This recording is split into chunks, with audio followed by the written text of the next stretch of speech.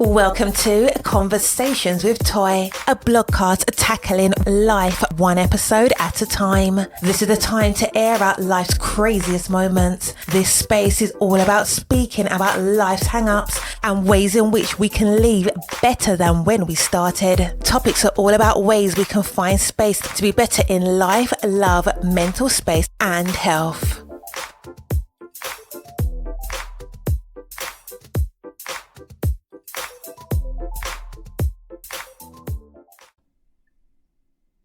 Since 1998, Stamps.com has been one indispensable tool for nearly 1 million businesses.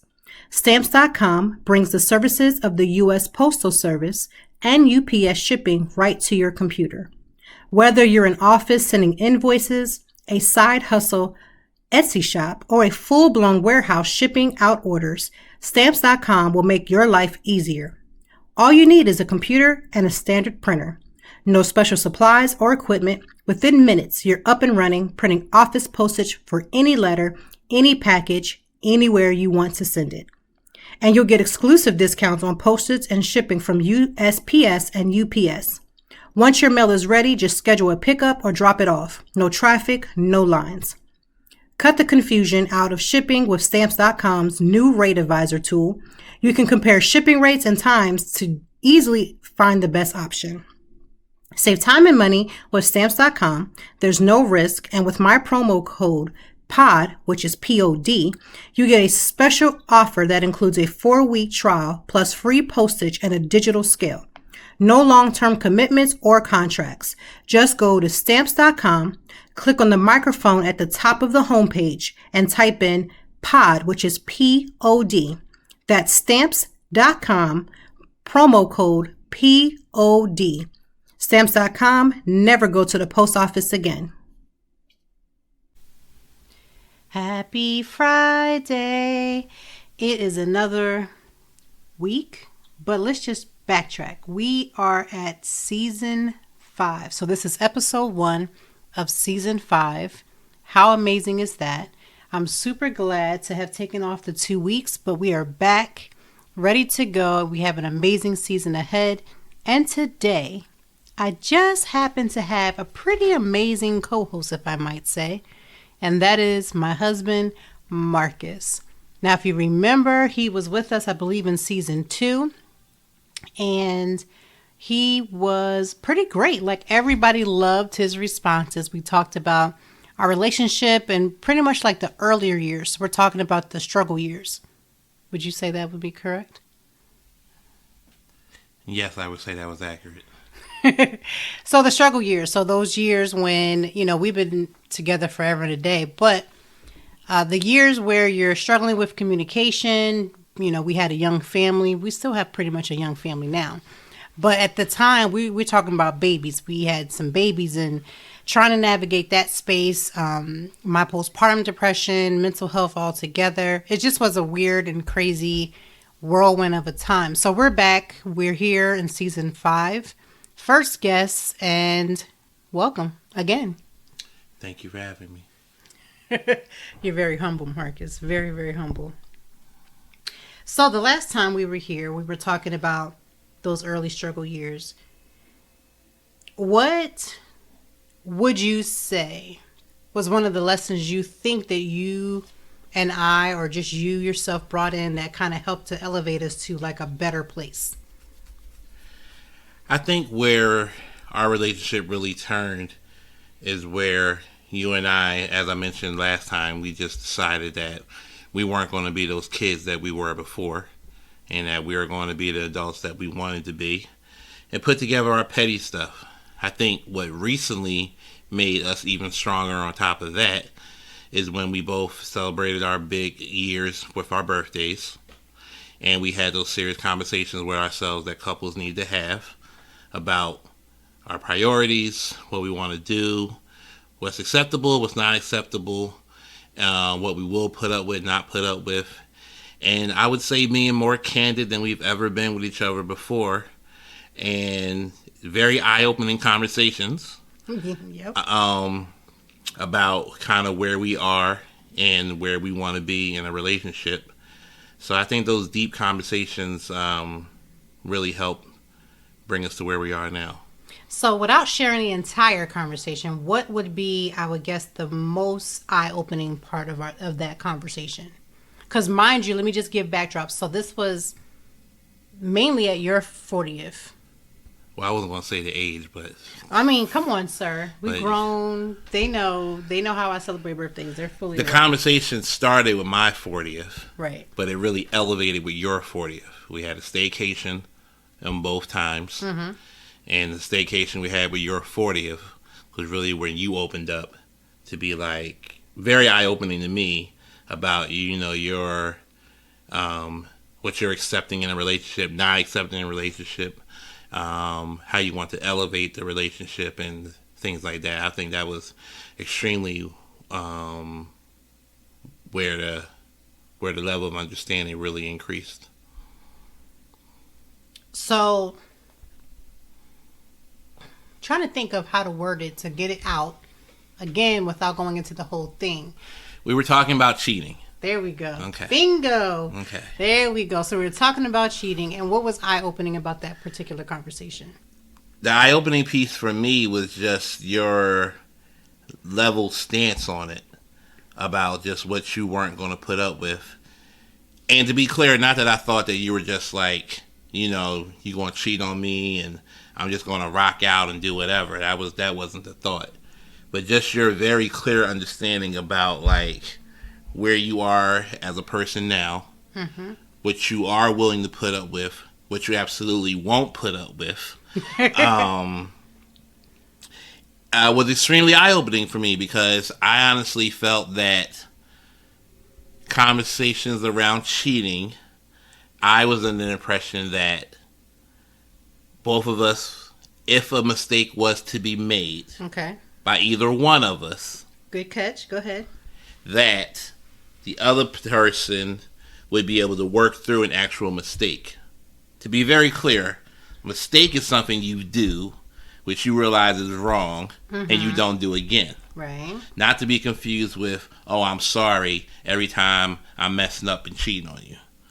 So you're saying this mistake, this whatever consciousness of you doing this situation, you're saying a one and done? Yes. Okay. And you made it very clear that that wasn't what you were going to deal with, which was interesting because I made it clear that I thought that was something that could be worked through. And you was like, nah. So to give a... very true. Mm-hmm. I think to give a backdrop, so in our 20s, there was this level of intensity of love between the two of us. And the thought process of it is that, you know, we could work through anything, 20-year-old talk, right? We love each other so much. We're willing to just work through anything. We'll just figure it out. And we just had a little bit more eyes wide open. It's all good. Then you flash forward, not back, because definitely going forward in time until like now in my 40s, nah. And I want to reiterate, because I know a lot of people would say, why wasn't I thinking that way necessarily in my 20s? But in your 20s, you don't really have that fear. I didn't have a fear of, and I wouldn't even say I have a fear now, but I didn't have like a real total thought of like, what happens if he cheats? Like, that conversation came up as far as like, I might cut you. Because now you don't care if I leave. That's what basically changed. Yeah. That's basically what it is. Yeah. Yeah. Before it was, oh my God, not him. I hope you don't leave me. And now you're like, oh well. Okay. Yeah, I'm gonna just take it and keep rocking. Yeah, but you know where it comes from too? I would say like just watching other people's experiences with cheating, whether parents, family members, or whatever the case may be. But just like at 40, we kind of have like our established situation going on right now.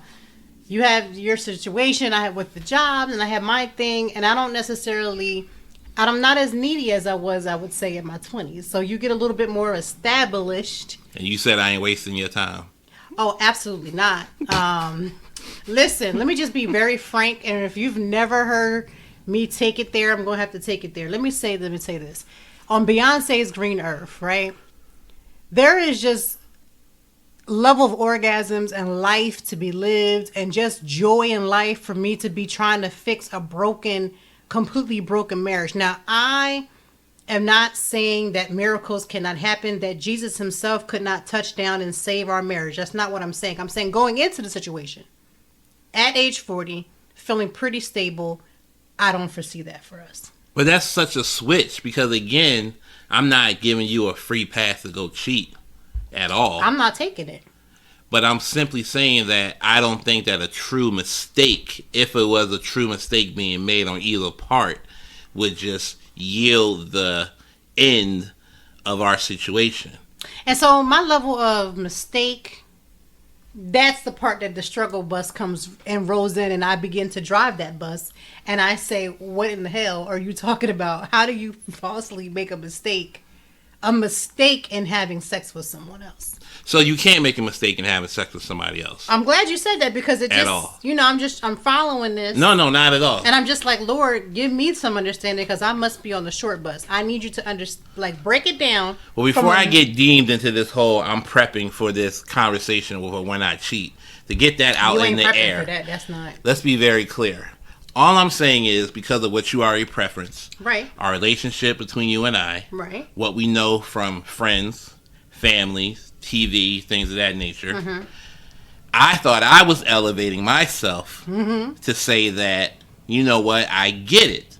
Because people go through these things and you're just like, yeah, I went to the F him, yada, yada, we out, no, all that, and we going. Right? And the clap. Okay. And that's what we always said. And I was one of those many people. Right. I thought I was elevating to a point where I would say, you know what? I guess I do understand that if a person was in those situations, it's hard to just forget everything because of what happened at this one point in time. To which you flipped the script when I thought we were about to have a high five. And you was like, F all of that. Because if you did something, idiot, it's over.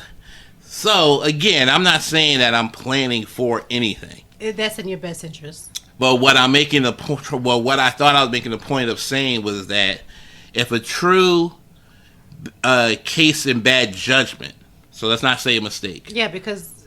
Let's not say mistake. Let's not say mistake. Okay. Let's say a piece of bad judgment happened. I just believe if a person was truly sorry for that, and it doesn't have to be just cheating. Right. Just in general. Just if a person was truly sorry for something that was done in that moment, the couple that I thought we were says that we would be able to work through whatever that was, even though the topic was cheating, right, but whatever that was, and be able to come back and be stronger. And I appreciate you being honest about where you are now in your 40s and your toy time and you not dealing with all that, and I get it. But this is the thing. So let me be very serious as to why I believe that. Because I believe that as a mother, I can't go to my girls if they get into a situation and tell them, girl, you need to leave that man, and I stuck with their father. What example is that? Because they couldn't receive that from me. Like, they would respect me as their mother, and my son as well. They were respected, but in the same token, I don't really have that power to be like, you need to go and do A, B, and C when I didn't do it myself.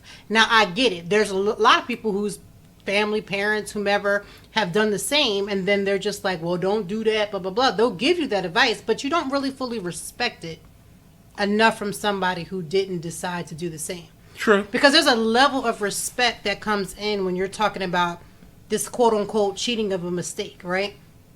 You slid in and slid out, slid on, did whatever you did, and now you're in this predicament just for the sake of cheating, right? And so now you're coming home and saying, I know I messed up, but because of my mistake, I need us both to work together to make it work. What if I was the one that was here and doing what I was supposed to do and I was faithful? What am I helping you do to fix the situation? Why do I have to come together with you to come and help fix your problem?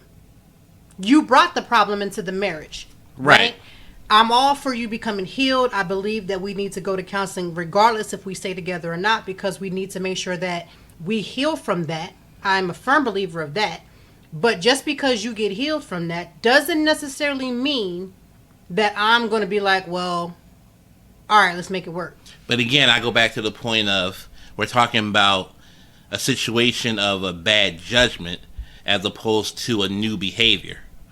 So we've seen people who get into this behavior and then they become the person complaining about their significant other who's always doing this situation. It's no longer a mistake at that point. This is now their new life. This is now what they're doing. Okay. And by you continuing to be with that person, as much as you complain about it, you've accepted this is your new normal. Right. I'm not saying any of that. Right. I'm saying, what about the real step before that, where the person says, this was absolutely something that I did own. If I could change, would. And I don't want this one incident to be the defining point in our relationship. But then again, I'm only talking about if it's that one situation, not a new lifestyle. And I'm just like, get over it. It's cool. They don't mean nothing. I still love you, girl. And it's going to like all work out. I'm just focusing I'm gonna hit you on with that. the Tony Braxton, right? Love should have brought thine ass all the way home. Pretty sure she didn't say that. That's the toy version 2021. But my other issue with that is, so this one situation, this happened, let's try to work it out, babe. I love you. Things didn't go, it went left. My only problem with that, or not even my only, because obviously I expressed multiple problems with it. Take note, sir. Amen. So the issue with that is, again, I just don't see, and I know a lot of times we have to take value in our relationship. Like, you've been together for somebody for 20 something years and then they do this and then you're crying, you're upset. You go through these different phases. I understand just from talking to other couples who have been through it, like, how up and down the emotion is. Like, one day you want to take them back, the other day you're ready to cut them. I get all of that. It's just that, when we had talked when we first got together, this was thousands of years ago. The one thing that we talked about is that, when women say that they forgive, like, I'm not in a position at 40 to give the energy of let's forgive, and then I'm not contemplating me doing devious things to you while you yet sleep. Well, if you didn't have this evil inside your spirit, sister, we wouldn't then have this problem. Good brother of the Lord. I'm just saying, okay? Whatever. And amen. We're gonna pray about me, because that's just go ahead and leave me in the arcs of. But I think I understand the point you're saying. But what saying. I'm saying is, like, some women tell themselves that they can forgive and move on, when in reality that they cannot. Right. And so they live with this level of unforgiveness. And what you're saying now, where you are, and you don't want to be that person. I'm not clear if I'm yet baptized enough to live in that level of forgiveness. I don't want to look at you every day and resent the fact that I could be with somebody else that I feel that would be honorable, versus you who chose to not be honorable, and still live with you every day and not pin you to the bed, not throw something on you. Like, I don't want to go through all that, and I don't want to evoke and tap into that negative energy in the sake of saving our marriage. And it's so interesting to have the flip of this conversation, because, again, where I thought I was elevating my thought process around this. How was you thinking you was elevating? Because of the conversations we were having about this. So, so you and I talk about this one person enough. I'm not famous enough yet to say their name. But the one person, third marriage, we talk about this person all the time. Okay, I know what you're talking about. Right. So we keep saying that I initially said, this is the person, I'm not valuing their opinion, because now they're on their third marriage, to the point you made earlier. So it's like, of course you got all this advice, but you're on your third marriage. Right. So you should at least get it right now. You done screwed it up all these other times. Right. But then talking with you helped me to understand that we shouldn't be focusing on the fact that this is the third time. We should be focusing on the lessons being learned, or the lessons being given by the person who's going through it. Right. And that's the point I thought I was elevating us to just to be like, you know what, you're right. This is a situation, again, just a situation that can be dealt with, I believe, if it is a situation that is really something that was of a bad judgment, as opposed to a changed behavior. Because I 1,000% agree with you on I'm not staying with a cheater. Right. My personal opinion, everybody out there, do you. My personal thing, I'm just not doing it. If I'm coming out and I know you out and about, you running up my credit card bill with some other dude and all this other stuff, I'm gonna stop saying it because I'm getting mad now. Yeah, All these situations, whatever those situations are, right. I'm not saying I want any of that to happen. Right. And I'm definitely not living in a situation where that's continuing to happen. Mm-hmm. But I was just trying to make the point about if it was truly a bad situation of judgment at a time, okay, then conversations were had about that. Mm-hmm. Then both people were able to move on. And again, if both people were able to move on, right, then it'll be something that the couple could get over. Not disagreeing with anything you said about. No. And I agree. I just feel like God could bless you to go and be that great husband to somebody else.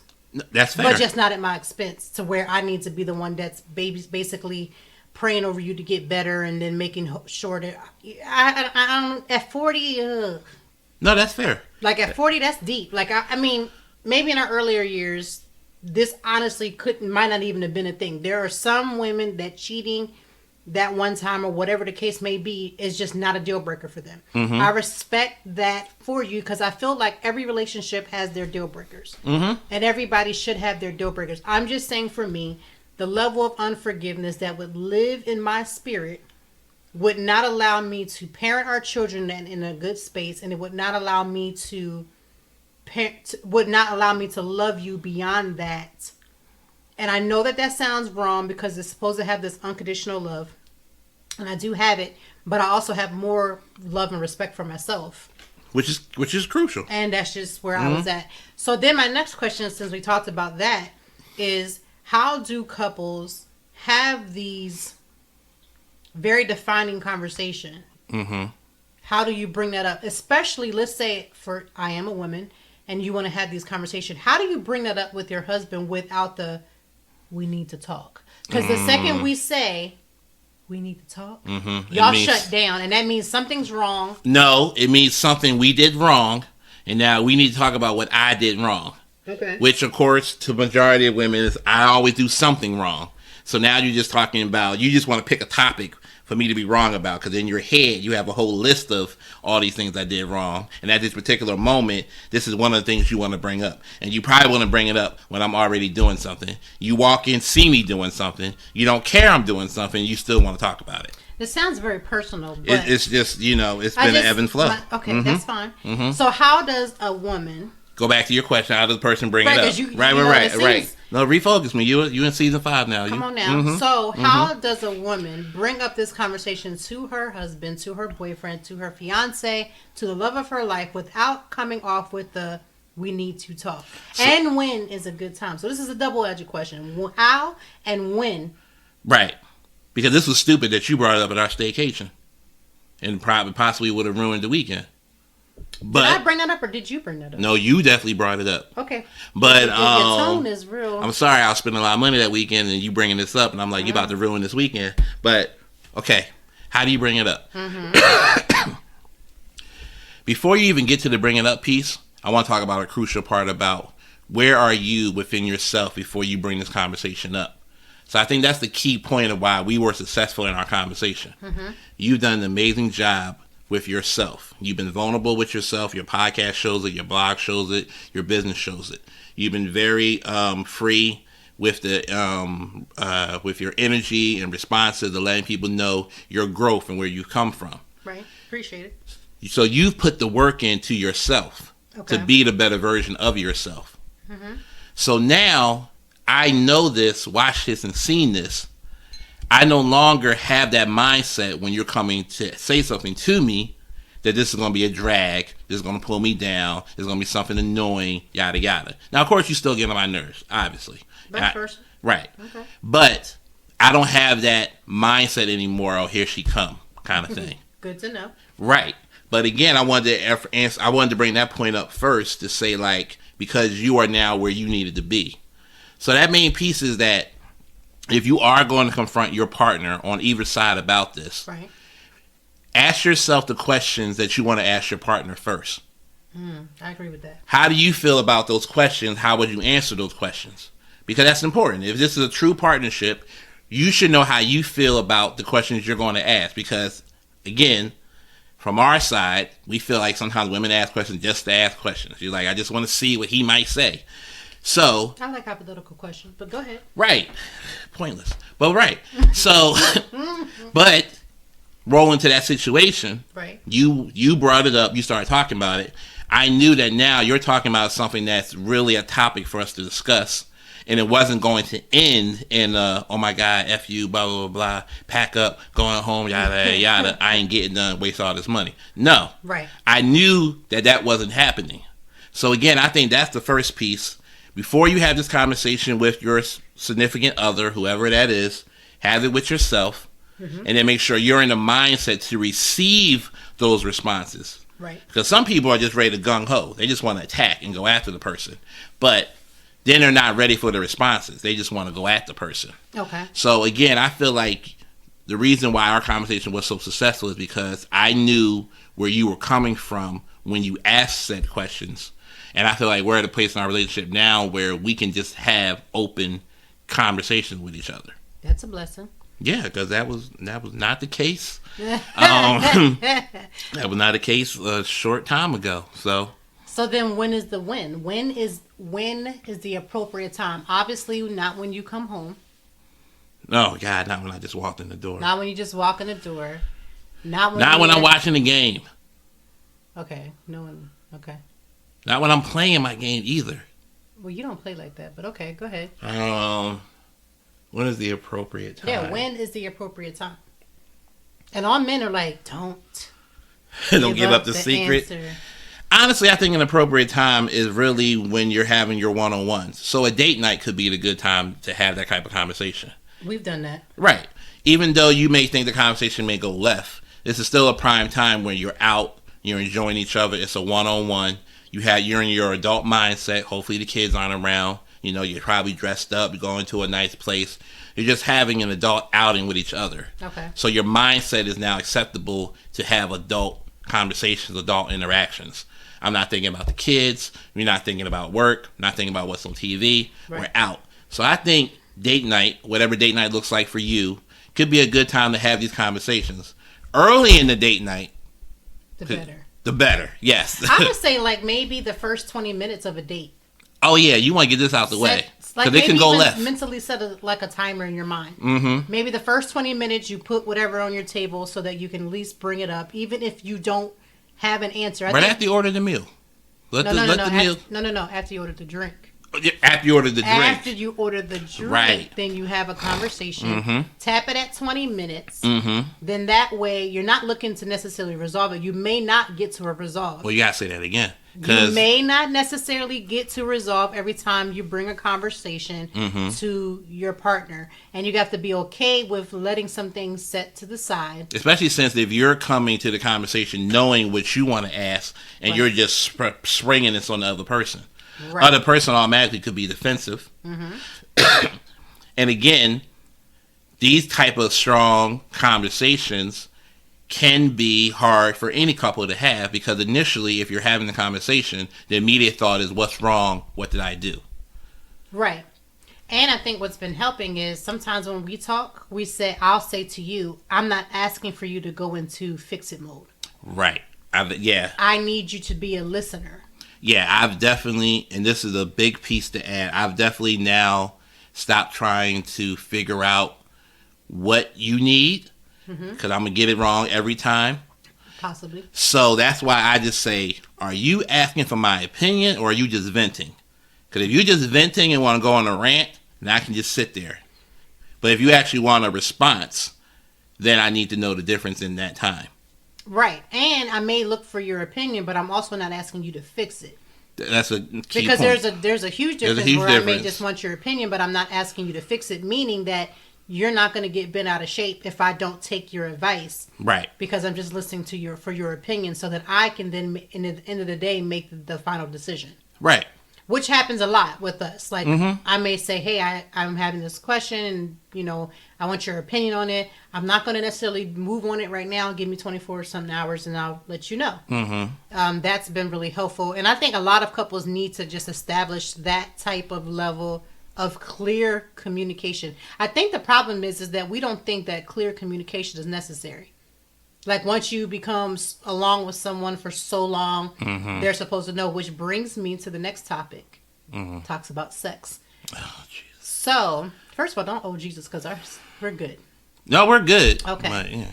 Okay, see the tone. So when it comes to sex, Jada Pinkett Smith claims that she tripping. After so long with your partner, but there is some levels of truth to that. Mm-hmm. After so long with your partner could possibly feel like as if you're just supposed to know them. They know you, you know them, and then you're supposed to just come together sexually and then just know each other without ever communicating change or putting desires out there or switching things up. Mm-hmm. I feel like that is a huge pitfall for a lot of couples. Mm-hmm. You know, you get this little sting of however long, whether it's the 7-year itch or whatever year you've got to, and then you think that that person is just supposed to know your body. But people have a right to sexually change their preferences, what they desire, what they want. So how does a couple sexually come to the table and actually have an actual conversation? Because things can get stagnant at any given point from one person to the other. So how does a couple come to the table to talk about sexually what they need without necessarily hurting feelings? Or if they are hurting feelings, because some people may just take it as wrong, how do you get past that moment?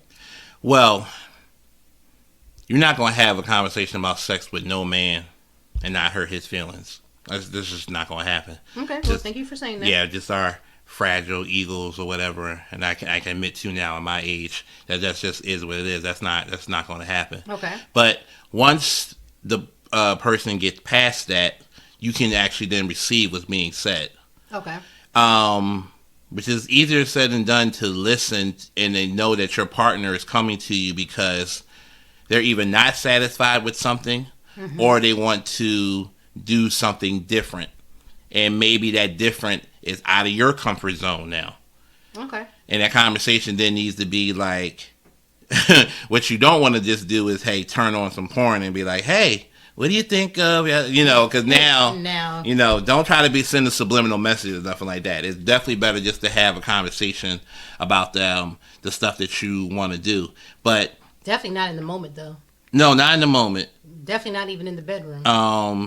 Yeah, it's probably better not to have had the sex talk in the bedroom at all. Right. But in her particular situation, I don't like the fact of how she's, you know, in the news again for this particular piece. Because again, if as the husband, now that this continues to come up in so many different ways, it's like now we're not talking about how we can grow together.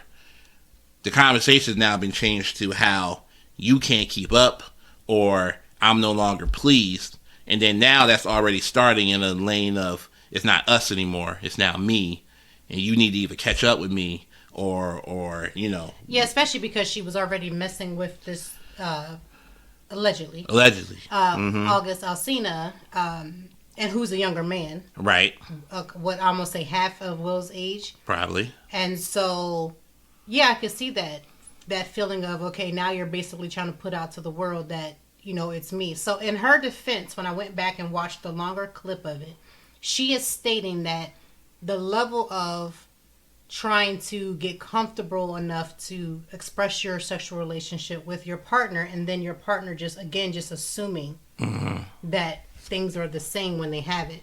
So she relies heavily on the fact that they have known each other in their 20s, and I think Will's now 50 now. Yeah, that was a big thing, yeah, right? So I think it was like a little under 30 years that they've been together.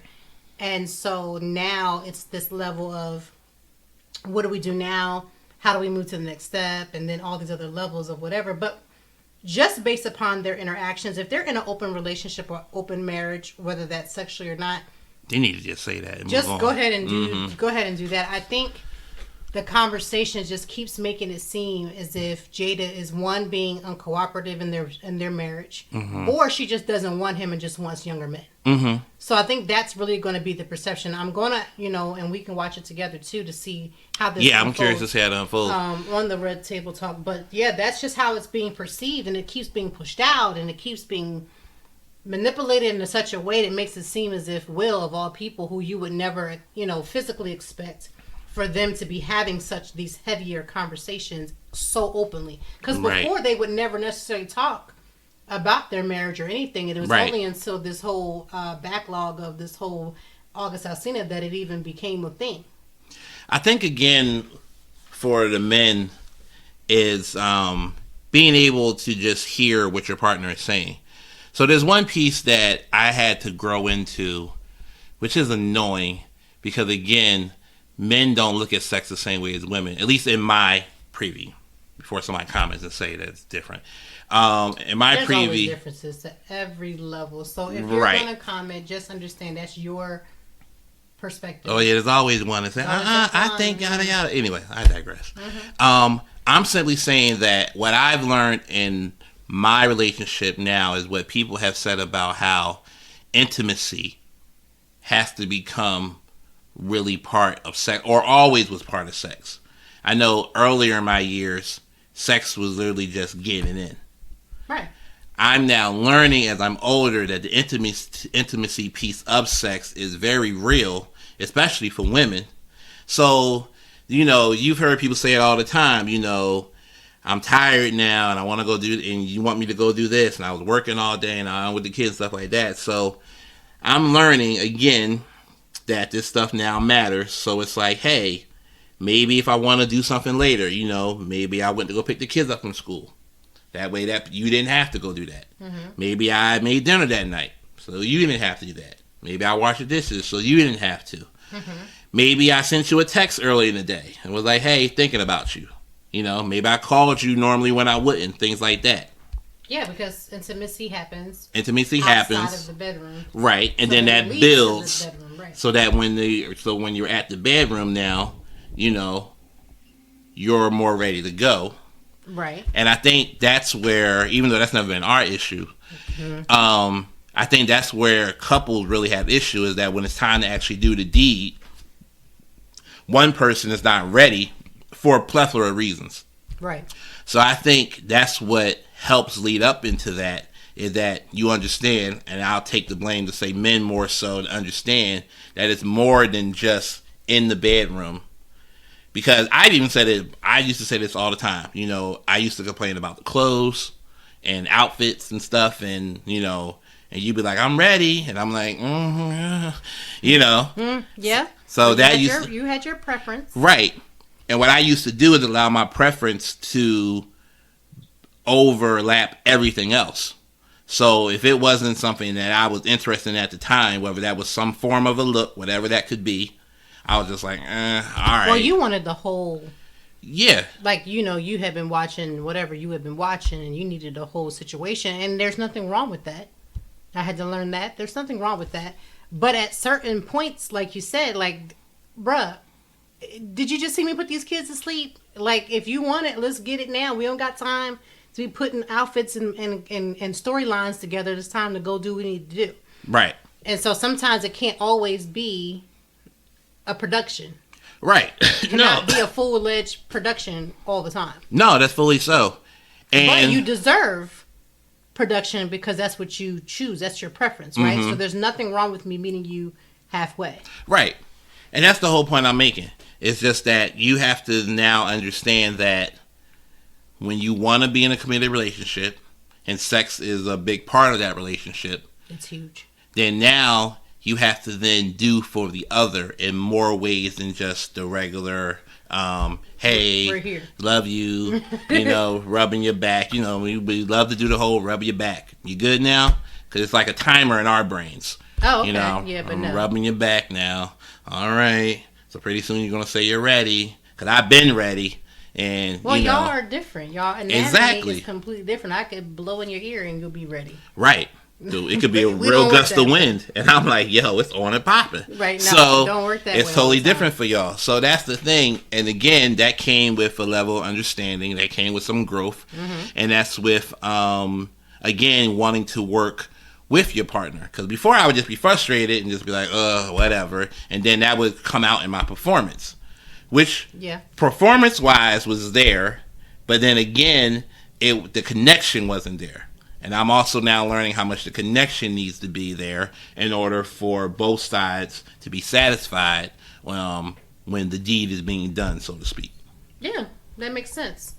So let's talk about, and we've talked about this at the last episode, about mental health. And I want to talk just briefly about how couples interact with each other when you realize that one or both partners may be having an issue. Because it's not just women who may need therapy. Men have been joining this movement, I would like to say, of saying, I need help.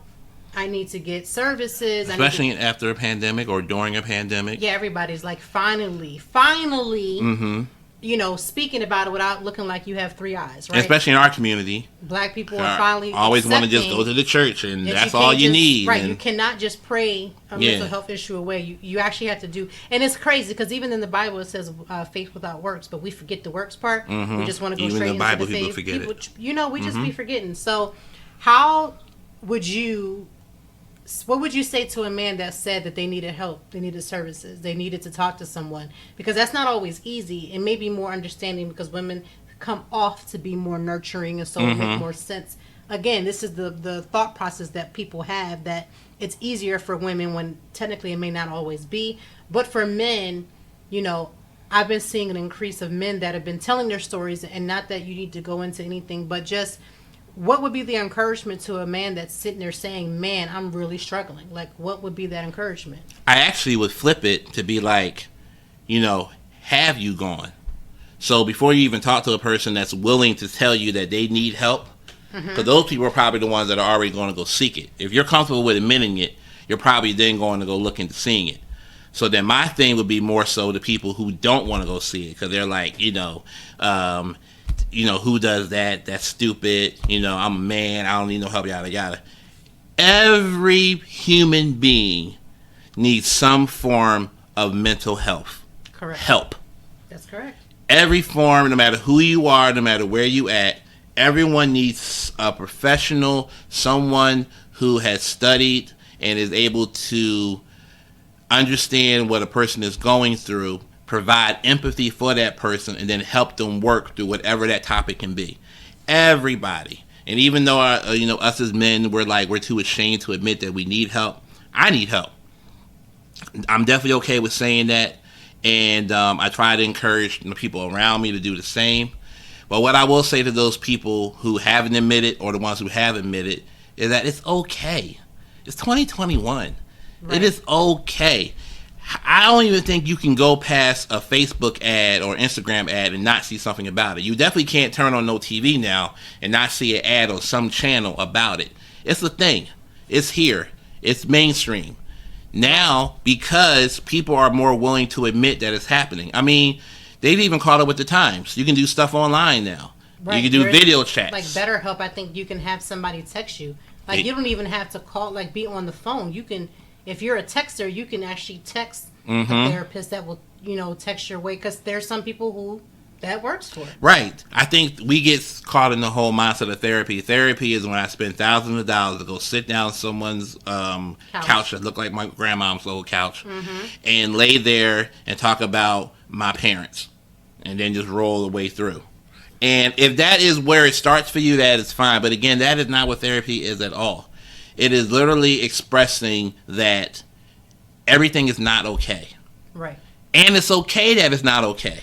That part, right. And how to then navigate through the fact that it's not okay. Because I know as a man myself, I struggle with how am I being a father?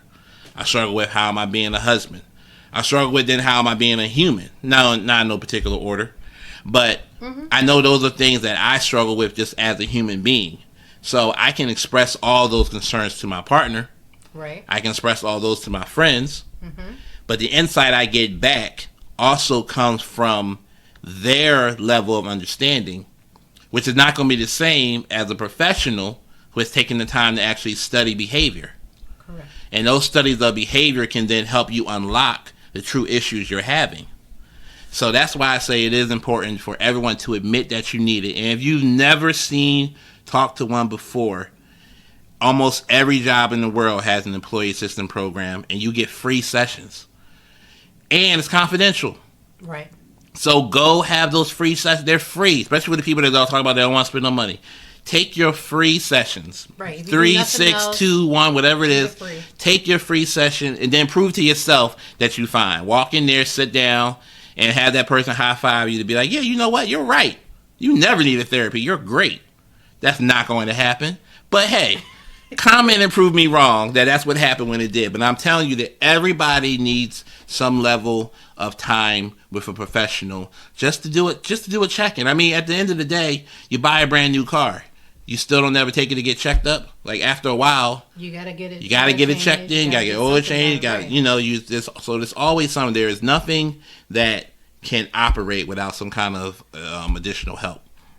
So I'm gonna ask every guest this season 2 to 3 questions. Okay. So the first question is, what is your high so far for the year? Whether that be I don't get high. Okay, nobody said I didn't say how did you get high. Oh, okay. I heard. I was like, I don't get high. You know I don't get high. I do. Okay. I said, I don't get high. Lord have mercy. Mm-mm. I said, what is your high for the year? An accomplishment. Oh, accomplishment. Something so you that, should just led with accomplishment. Bruh, Thought you was talking about getting high. I don't get high. Oh my God. Okay. What is your high? Whether that be an accomplishment, whether it be personal, professional, what is the one thing that you want to give yourself a high five for accomplishing for 2021? Because in this season, we're going to end out through the holidays. Mm-hmm. So what is that for you? A high for 2021.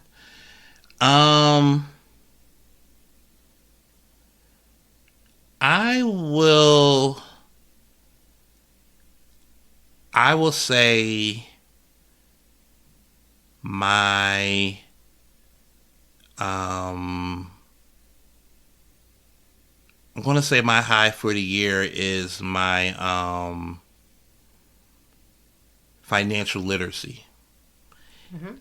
And learning that even though I'm an accountant and by skill and have all this knowledge about how to operate a business and things of that nature, just the things that I've learned just this year that have then improved our finances as a family around savings and budgeting and stuff like that. You know, it's crazy. I work for these multi-million-dollar organizations or whatever, and I can tell you where every penny of their money is, and I don't have a clue where mine went. Right. You know, and that has changed for me now. And that is a big piece, and we've seen the fruits of that labor. Mm-hmm. You know, we got money saved in the bank now and stuff like that. You know, we're establishing accounts and moving forward. You know, homes and all this other stuff is taken care of and things like that. So I would say that's the big win for me because one of the things that I definitely struggle with is, again, managing this family financially, spiritually, emotionally, physically. And on the financial piece of it, I'm getting better and more comfortable with knowing that I'm actually able to take care of my family. You know, cause that was definitely a true concern for me financially, because we had a quick family.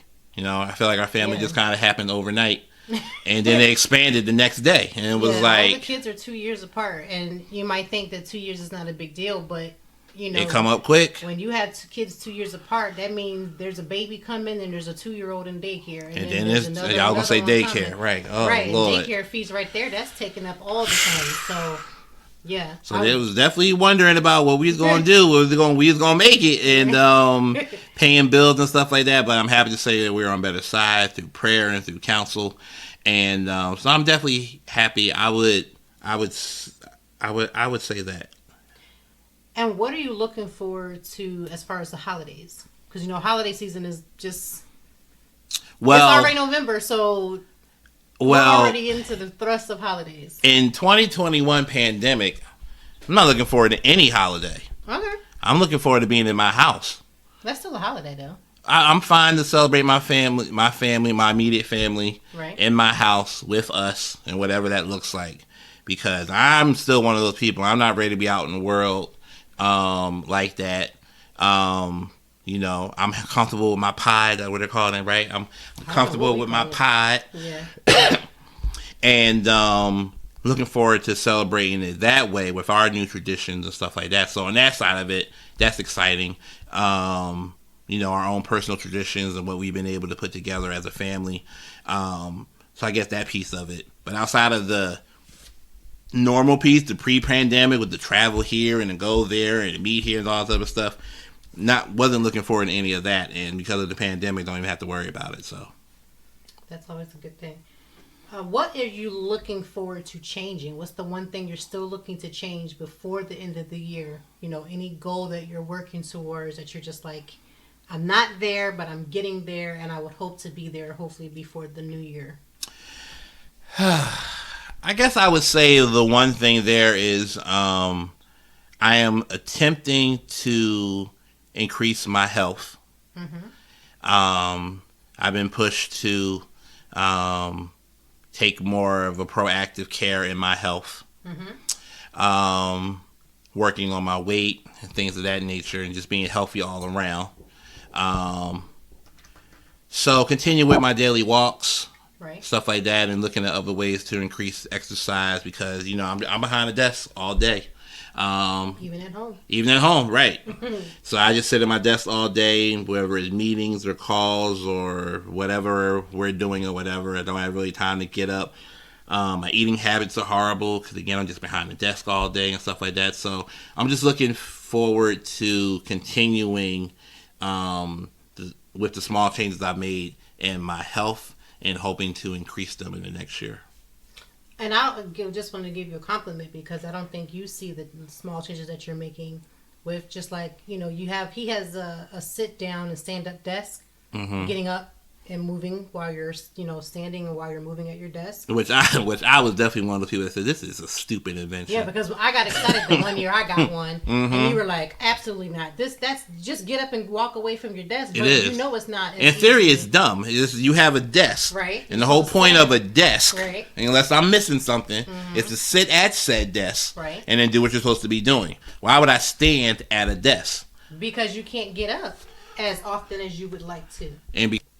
And because I can't get up as frequently, right, it does allow me to work those other muscles that wouldn't normally be working.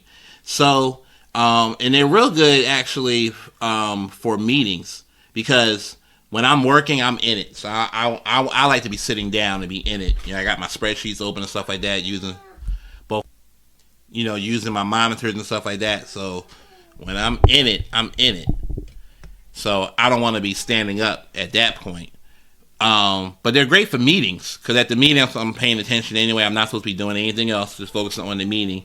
So it's good then to just be using the ability to stand up there and be focused on that meeting. And you really feel the difference. Like I feel better. Like, my back doesn't hurt as much. I'm so I just feel better. So that was an investment. You were right again.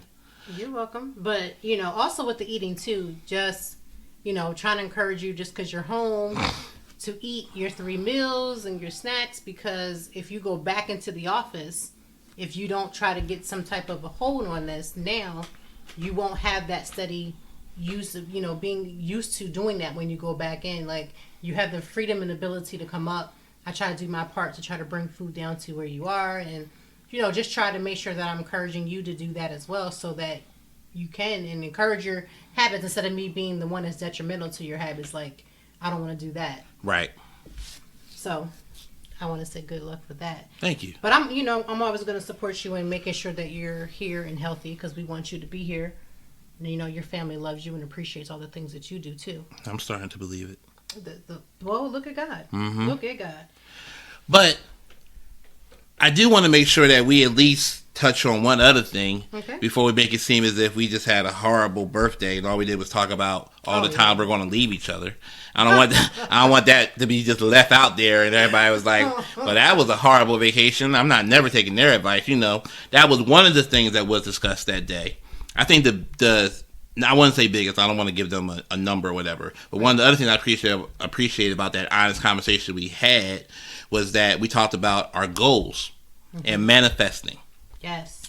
And you are the manifest queen. I am the manifest queen. Like you live, like your vision boards. Like if you don't have a vision board, Toy Time World people out there, get one. Yes. And then have Toy write on it, spit on it, touch it, something, because she just has been able to focus all her goals and dreams on the things that she wants. She puts it down visually, and those things are just continuing to come through the podcast, through the blog, through your notoriety, for being recognized and your accolades and continuing to grow, and your numbers growing and things like that. And, I was joking with my family the other day. I was like, I don't know where she is. I don't know. I just come home, and she might be there. She might not be there. So I don't know. I just know I'll see her on the news probably, or I'll get somebody else send me a clip, your wife was at such and such, and I like to say you're living your best life, which I appreciate, especially knowing your journey. Right. And when you and I really sat down about what we want our next couple of years to look like, where we want to live, where we want to keep raising our kids, the schools we want them to go to, the colleges we want them to go to, where advancements you want to do with your business, where I want to go with mine, the business adventures I want to start embarking on. Right. Those were amazing conversations because I feel like those were before they used to be conversations about wouldn't it be great. Right. It was almost like a wish list. It was like, yeah, even though we was like, psh, that's not happening. Right. But we went to Paris, and we're saying that we're going to do things now, and we're actually doing them. So that piece is huge. And I'm happy that we continue to have those conversations, and we're thinking like a business, we're thinking like a partnership, and more importantly, we're thinking together, and we're having more conversations where we're agreeing on things. And I think because now we're at the point where we really understand where both of us are in this relationship and how we can make each other better. That's huge. Yeah, that's huge. And I also want to say about vision boards, because I cannot wait to start 2022. I can't now either. Right. I totally hated them, and I thought this was another thing you done dragged me into, and this is dumb, and I'm clipping out this stuff on these books and pictures of these men that I'll never look like, right, and putting them up and saying, that's going to be my body in 5 years. It currently is not. And I'm like, this is dumb, but you manifested your new car. Yep. You manifested your trips. You manifested your new businesses, endeavors, and partnerships and stuff like that. Yep. So it's like, so yours has been working. Well, see, this is the thing. So vision boards are a beautiful thing. They are there as, like they say, a vision board for you to visualize the dream. But the part that everybody doesn't get to see, which you do get to see, is that you vision something and then you work towards it. So you'll see me on the laptop and I'm like, let me do A, B, and C, because I know this is going to get me closer to the dream.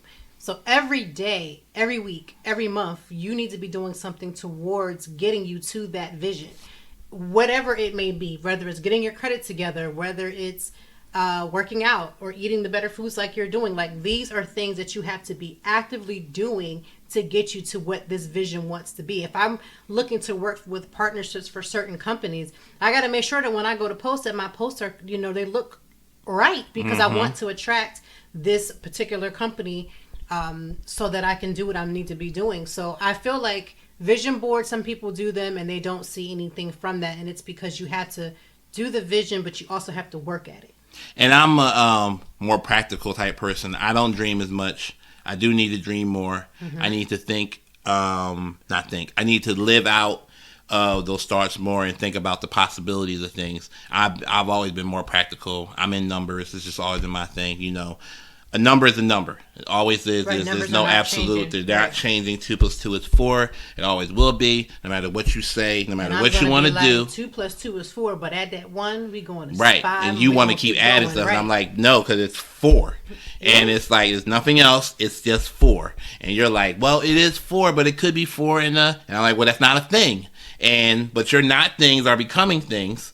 So that's the part where I'm looking in awe and trying to also kind of get there as well, to be like, you know what, I need to not only have these plans, not only clip out the stuff and have the board, but then also put the vision behind it. I'm getting more comfortable now with dreaming in order to then fulfill those dreams. Because before I was just like, what's the point of even thinking about those things when they're not going to happen? Well, I think your part, and you said it earlier in the podcast, it was just the survival part of it. So I think that now that you've gotten us past just basically existence. Yeah, I think we're going to be fine now. Yeah, I think now you can open up your dream world to then go further than that, because you've seen the work you've done to get to the survival point. Past the survival point. Or surpass the survival. Because, we were, in so many years, literally surviving. The jobs that I would take would be just enough to get us through daycare or different things like that. So, those things are real, and that's a real life situation that a lot of couples are facing. Especially when finances get crazy, especially when you have young family, because our kids didn't miss, even when we missed. Right. Our kids never missed a beat. It's going to be so interesting when they're older for them to talk about their childhood. I really wish they would get out there and be talking about what they didn't get. Right. Because I would really love, like, we've asked them that. And, like, our kids would be like, you didn't get us that dog or that ferret. My oldest wants a ferret. And that's just not going to happen. I told her, you just going to have to go ahead to therapy for that. Because I'm not getting you But the ferret. good thing is that they can say that they didn't get the wild, strange things. As opposed to the real love and care that they needed. That foundation piece has always been there. I'm more concerned about their self-care and their mental health and their ability to feel loved over any material. That's why every night, like, love you. We tell hugs, them, yes, love, kisses, check-ins, mandatory. See where they are, and then we receive when they tell us that we need to do something better. Which is hard as a parent. Which is hard because I'm like, what? Because I think all these millennial parents are crazy with this whole mentality about our kids are our friends kind of thing. Yeah, we're not wanting to be their friends. My kids are not my friends. I'm your father. We're not kids. We're not equal. But I am willing to support you to be mentally, absolutely. I'm open to know that strong. I don't get it right all the time. Right. And we apologize to our kids too. That's big. Apologize and change. Because, man, I can't tell you the number of times my mom apologized to me about anything. It was just like, whatever, and move on kind of thing. You don't need no apology. Right. You don't need no apology. I'm your mother kind of thing. I fed you.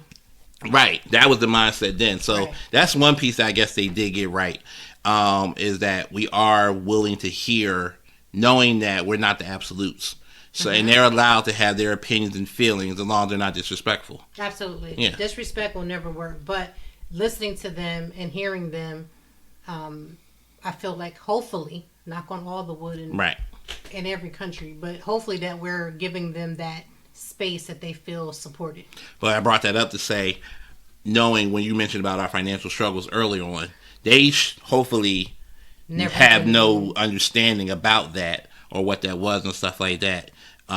Shopping at different places as opposed to where we're shopping other spots, and clipping them coupons, which are cool. You're close to your coupons, still clipping coupons, but they used to be a requirement. Now they're just because we've learned to budget and do things better, so we're better with our spending. I make clipping a game, but again, it's not. If we don't have that coupon, we're still buying the food. That's the point where we are now. Where before it was like, that thing ain't on sale, son. We ain't getting that, this, or this. We just got to make it through to that next check you hit. So that's true. That's true. And I'm so proud to be on the other side of that. And again, I don't think the kids have any understanding of that piece at all because, from our understanding, they've never missed a beat. So I will be interested to know, like, when they get older and tell their stories about growing up, they'll complain about the ferret. But outside of that, I don't think there'll be any real complaints about, And any of our family members that are listening, we will hunt you down if you even attempt to get no ferret. They will have to come live with you full time.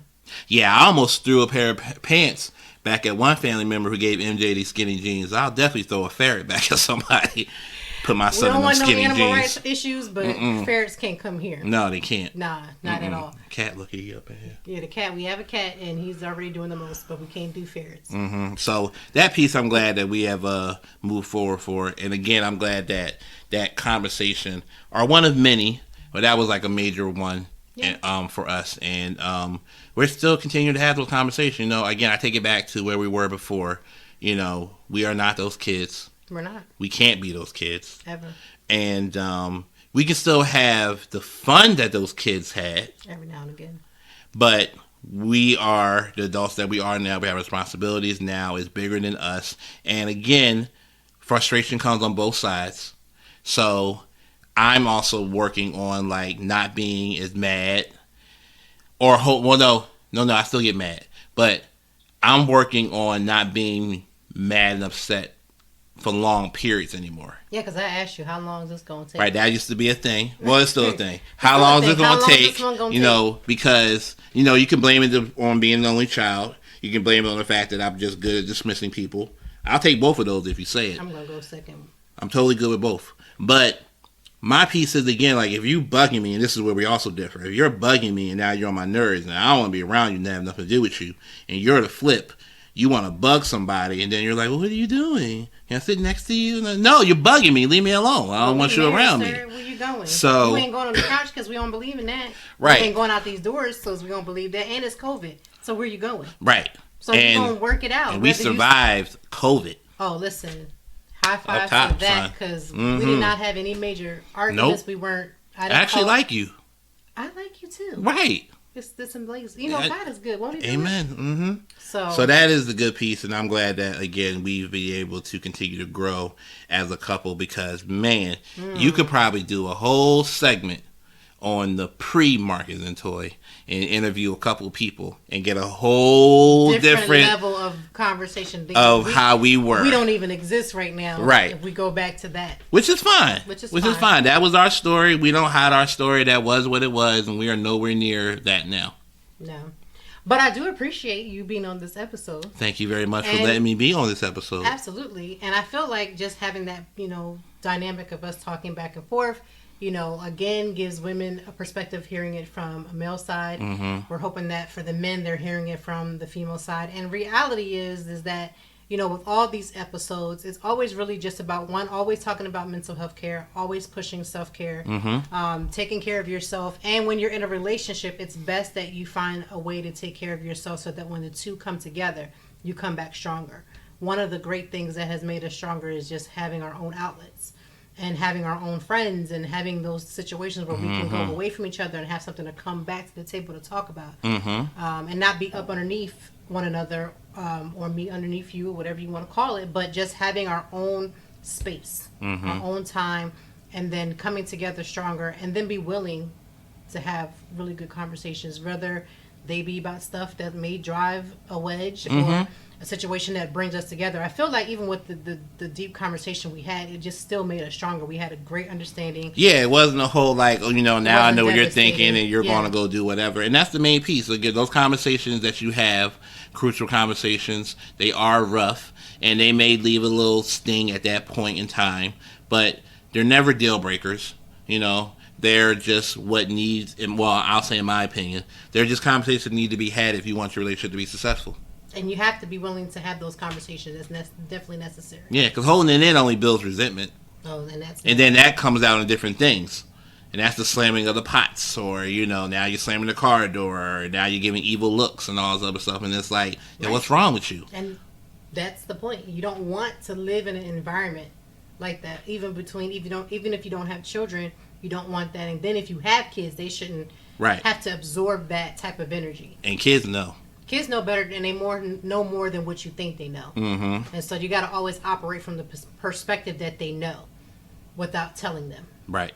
And when you live from the perspective that they know without telling them, it changes the way you talk to your partner. It changes the way your partner talks to you and relates to you.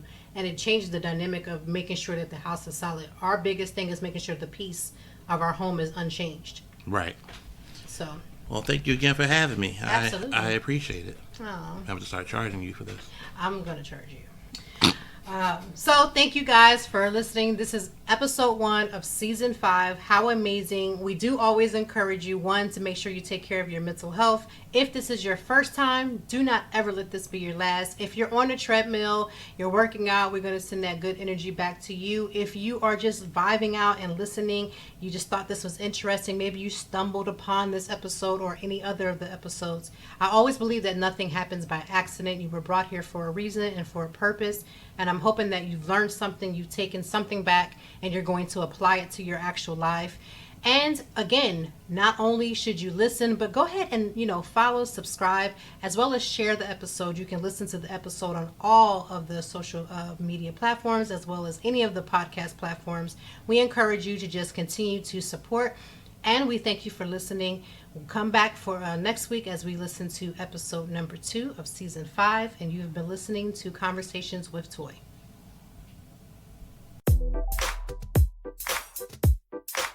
Thank you as always for joining me, and I know that even in the deepest or joyful conversations that there's something we can learn and apply. Until next time, I hope that you are doing better. If not, we will be back to talk some more and handle it. Peace to you and yours. Stay grounded.